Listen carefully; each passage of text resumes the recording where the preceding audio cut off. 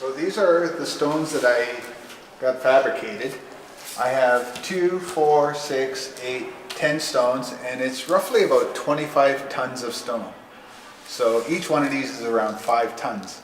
So for manageability purposes, I needed to cut them into smaller pieces so that I can actually move them around and fabricate each piece. So that's why I actually ended up doing a scale model and cutting it up into different pieces. So what I did is I made templates of every little piece. So what we have here is a section here, and this is matching actually the stones that I ordered. And the stones have been fabricated, and they are on their way here. So what I'm doing at the moment is I'm actually making a scale model in styrofoam. So this is a translation of the full size piece. So what I do is I'm making a scale model of the turtle.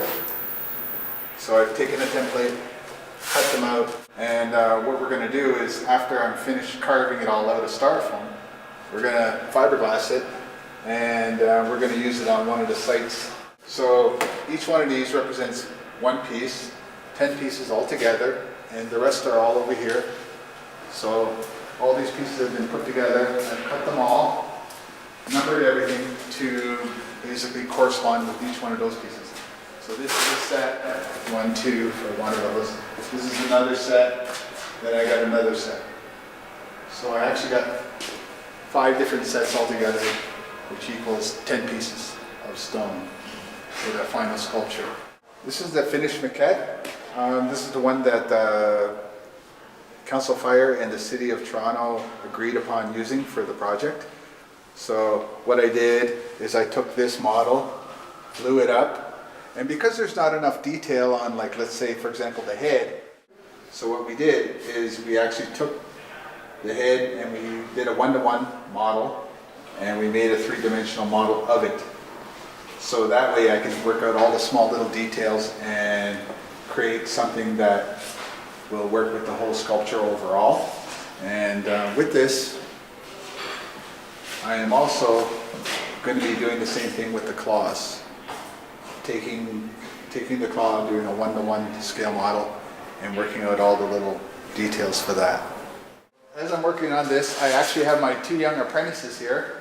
They're helping me out put together the whole sculpture, and every time I need something, every time I want to talk about doing something, they give me all their feedback, and then I go from there.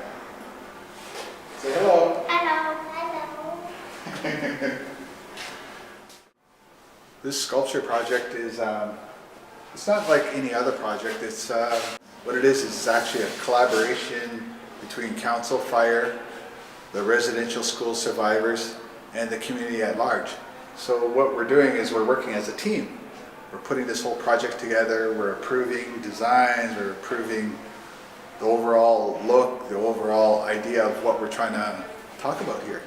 As this project develops, I'm actually doing a lot more research, and I'm doing a lot more talking with the community at large, the residential school survivors, my family, my friends, and it just keeps getting bigger and bigger, and I'm starting to really see the significance of this project and how important it is. When I first came on board, I was thinking about what I was going to do. I was thinking about how I could be a part of the team.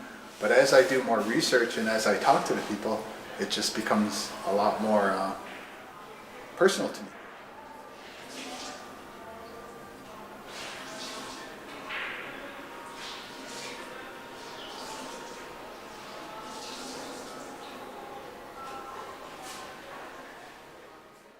Our history as Native people and how we've been affected by residential school.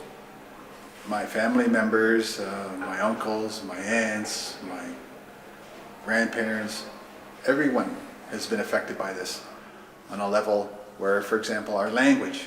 My mother wasn't taught the language by my grandmother, but my grandmother was fluent. And I remember growing up and she'd be talking to us, she'd be, I'd hear her around the house, I'd hear her because we lived next door to her.